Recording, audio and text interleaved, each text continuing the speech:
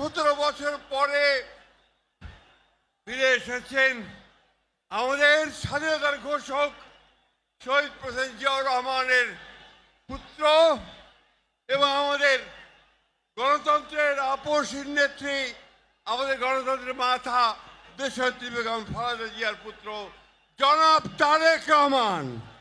আমরা বাংলাদেশের মানুষের পক্ষ থেকে তাকে স্বাগত জানাচ্ছি।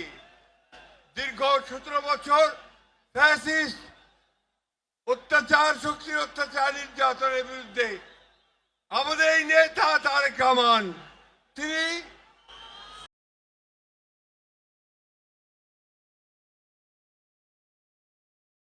দূর থেকে আমাদেরকে নেতৃত্ব দিয়েছেন, আমাদের গণতন্ত্রের লড়াইকে সামনের দিকে এগিয়ে নিয়ে গেছেন এবং আমরা অবশেষে 24-এর 5ই আগস্ট ছাত্র জনতার গণঅভ্যুত্থানের মধ্য দিয়ে তারেক রহমানের নেতৃত্বে আমরা সেই ফ্যাসিস্টকে বিতাড়িত করতে সক্ষম হয়েছি।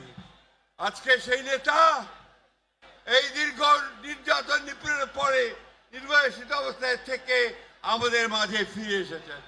বন্ধুগণ, এই গণতন্ত্রের উত্তরণের সবচেয়ে কঠিন পথগুলো আমরা পাড়ি দিয়েছি তারেক রহমানের নেতৃত্বে।